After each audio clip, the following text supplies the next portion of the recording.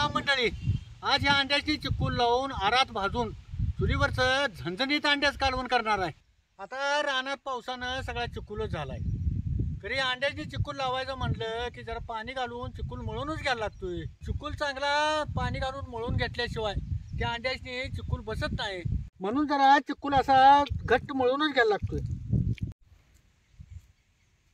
असा हे चिक्कूल चांगला मळून घ्यायचा आणि असं तापटी केल्यागत करून ह्यात अंडं घालायचं आणि सगळीकडे अंड्याला हे चिक्कल लागला पाहिजे बघा। असा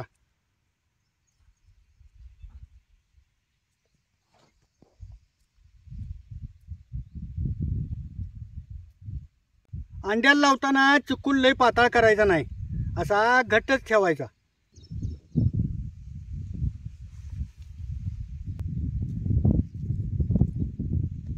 चिक्कूल जर पातळ करून जर अंड्याने लावला असा तर आरात टाकल्यावर अंडी जशी ऊन होतील तसं त्या चिखलाचा पापुंद्रा निघून पडतोय।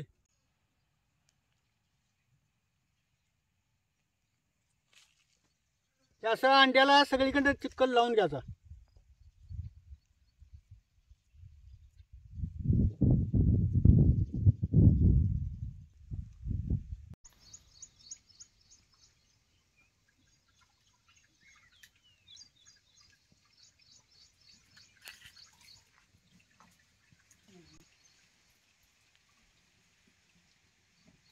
चिक्कूल लावलेली अंडी आरात भाजायची म्हटल्यावर कठीण लाकडाचा दार पाडून घ्यायला लागतो। त्याने अंड्याची चिक्कूल लावतोवर म्हटलं चूल पिटवून तर जरा आर तर लाकडाचा पाडून घ्यावं।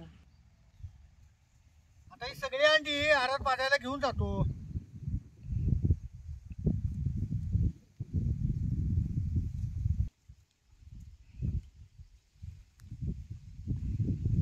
अगं लाकडाचा आर पडलाय का? अहो लाकडाचा आर पडला, घेऊन या।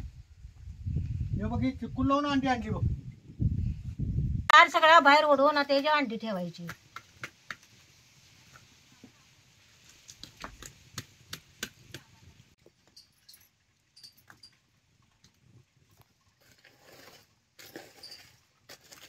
सगळा आर असा खाली पसरून घ्यायचा आणि मगच त्याच्या एक एक अंड ठेवायचं। त्यानं जरा वरण बी असा आर घालायचा आणि खाल्ल्यान वरण अंडे की नाही चांगली भाजून घ्यायची।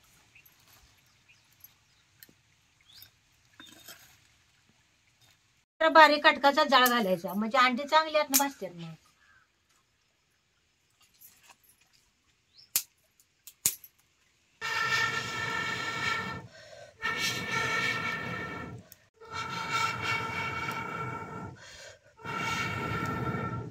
जळान बी जरा पाऊस पडलं की नाही मग होतं या, ते लवकर पेटाय बघत नाही। मग लसणाचं गड्ड आणि एक टमाटो या आरातच आता भाजून घ्यायचं।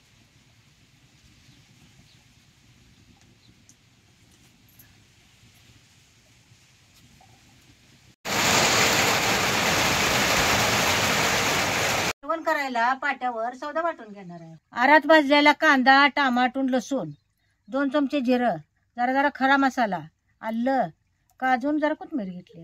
आधी जरा वाळलं वाटून घ्यायचं, आता वल्ल झालं म्हणजे मग लवकर वाटत नाही।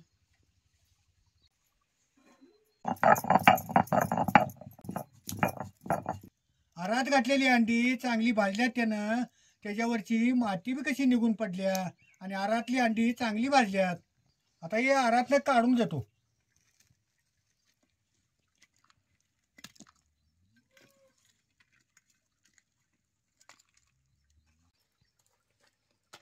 काळी माती गरम झाल्यावर कशालाच चिकटायला बघत नाही बघा, आणि जरा पांढरी माती असली तर जरा चिकटायला तर बघत्या।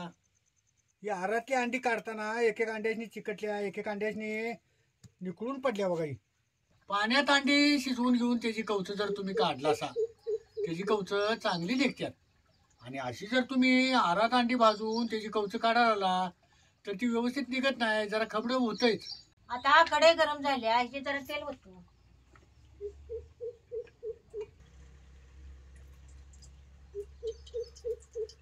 कढई बी चांगली गरम झाल्याशिवाय त्यात तेल वतायचं नाही। आता ह्याच्यात 1 चमचा मोहरी टाकायची आणि अर्धा चमचा हळद बी टाकायची। चटणी टाकतो, चटणी बी तेलात चांगली भाजून घ्यायची म्हणजे कालवण बी मिरचट लागत नाही, कालवण कट बी चांगला आहे। काही पाट्या वाटल्यावर सौदा त्यात घालायचा, सौदा बी तेलात चांगला भाजून घ्यायचा।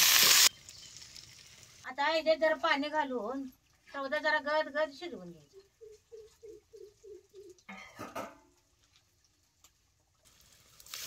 लय पाणी घालायचं नाही, जराच पाणी घालायचं. मगाशी आरात सगळं भाजून घेतलंय. त्यांना आता सौदा लय उशीर तेलात भाजायला लागत नाही. असं तेलात सौदा चांगला भाजला का नाही कसं तेल सुटते बघा त्याला. आता ही अंडी याच्यात सोडून घ्यायची. त्याच्यात जरा पाणी घालायचं. हे पाताळ कालवून करणार नाही, तर रबरबीतच करणार.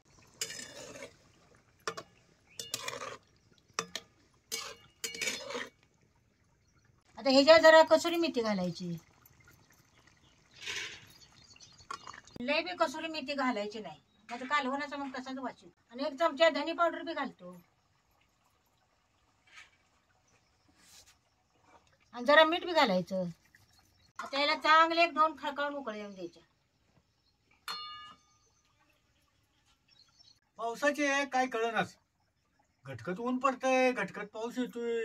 जिथं ढग उतरलं का नाही तिथंच पडायला चालू होते. आणि पावसाच्या ना काय रानात काम बी करायचं होईना झालं. आता ह्याच्यात काजू काटले त्यानं रसा कसा मिळून आलाय बघा. काय असा गड झालाय बाबा. आता हे माती लावून आरात भाजलेलं अंड्याचं कालवण खायला तयार झालं.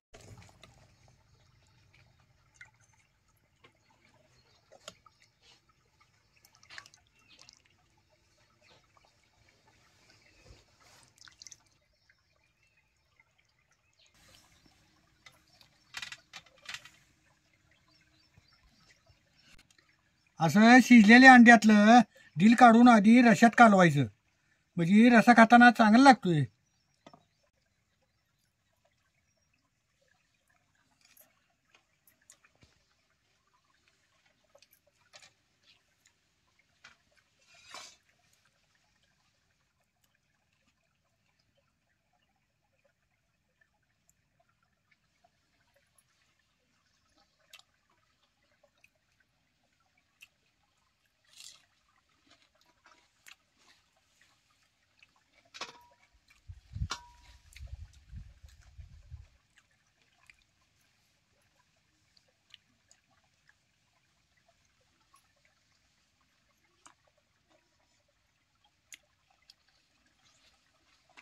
तुम्ही आरात अंडी भाजून त्याचा बी रस्सा करून बघा, लय चांगला लागतोय. पाट्या वाटून सौदा त्याचं कालवण केलं का नाही चवीला चांगलंच होते हो. 1 नंबर झाले बघ अंड्याचं कालवण.